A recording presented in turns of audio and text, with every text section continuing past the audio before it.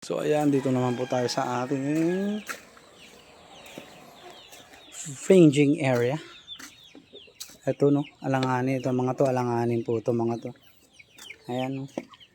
Kawawa naman no. Hindi sila naka-cope up talaga. Ayan yan, yan dalawa. Alanganin po yan. Ito may pag-asa no. Ito yung mga batch 7 po natin ang mga nauna natin na nilagay dito sa range. Pero ayan po, yung mga kabatch nila nakapag-tried naman no. Pero may mga mangilan-ngilan po na ito mga to. Kasama po nila yan, pati yun no. Kasama po nilang pinakawalan sila, ayun, hindi nakapag-cope up no. So ayan. Ito mga to batch 7 din natin. Ito yung white leghorn Rhode Island Red Cross natin, ang cute. Wow, di ba? May plan tayo diyan no.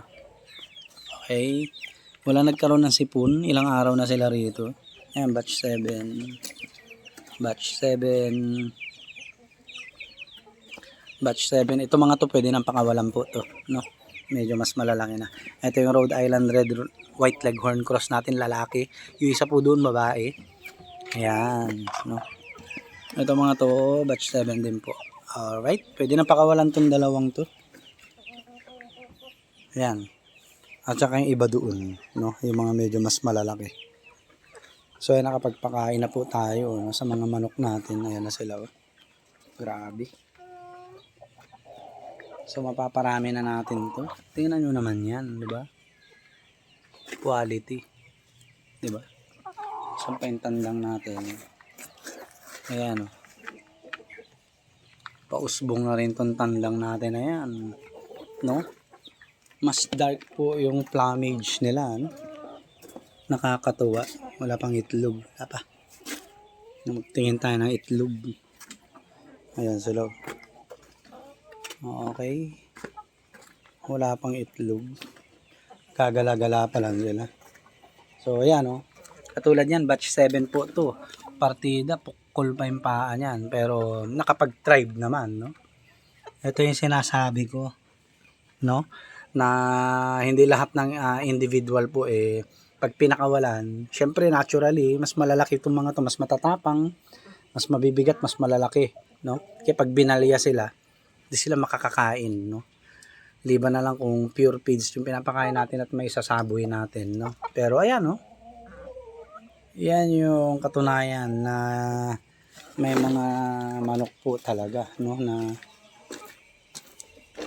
ready makipagbalyahan. Ayan, yung iba nagpapaaraw.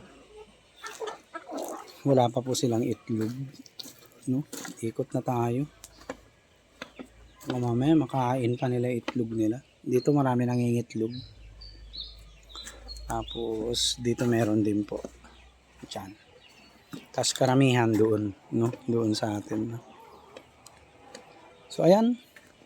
Mamaya na tayo babalik rito. At mangulik na ng itlog, baka mabulabog pa sila no.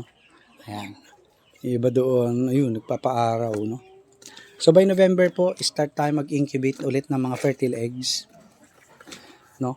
Tapos last week na October pupurgayin natin sila, tapos paliliguan natin silang lahat. Ayan no, para healthy ma-produce nila ng mga fertile eggs. Tingnan nyo naman yan, rooster natin na yan no. Ito original natin tong rooster na to. Ito mga anak na. Ayan. Okay. So yun. Hayaan na natin sila. Ayan. Yun lang po. Maraming salamat. Mamaya abangan nyo po yung video natin regarding dito sa mga nasa scratch pen. Kasi mamimili na tayo dyan ng mga pakakawalan natin. No? Kasi time consuming pag pinapakain natin sila isa-isang ganyan, at saka medyo malalaki naman na kasi no. Pati yung 4 doon parang plano ko ng pakawalan para itong mga nandirito na lang ang nandyan sa mga kwarto no, sa mga scratch pen no? Kasi malalaki naman na yung mga yan no. So kung gusto nilang mabuhay talaga, makikipag-compete sila sa pagkain. Nga lang iniisip ko, tingnan nyo naman yung babaliyahin nila.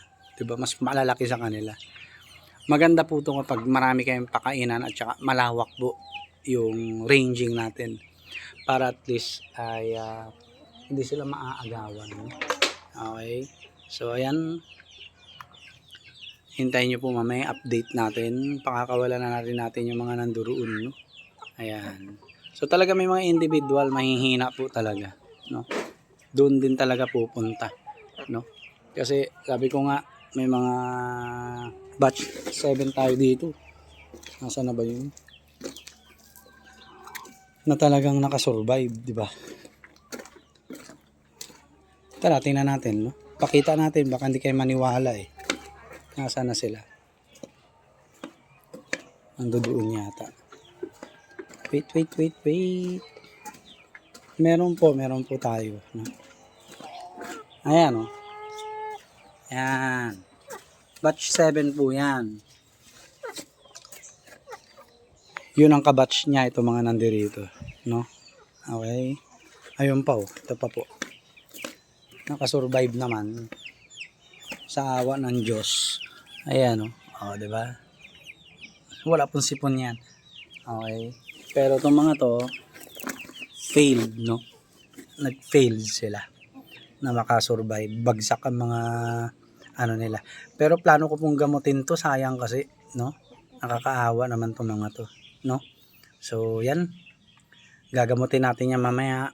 Bibigyan natin ng gamot, no? Ayan. Mga namumutla sila, kawawa naman, no? So, hindi natin nahayaan na mangyari yun kasi nga, inahin po itong mga to, no? Nangihinayang tayo talaga. Nangihinayang. Kaya, yan. Salamat po sa mga viewers and subscribers po natin. Abangan nyo po ang mga susunod na kabanata ng manukan natin. And, sa mga hindi pa nakasubaybay at hindi pa subscriber ng channel po natin ay maaari ko po ba makuha ang inyong suporta by liking and sharing our videos at mag-subscribe na rin po. So yun lang po, maraming salamat. Peace!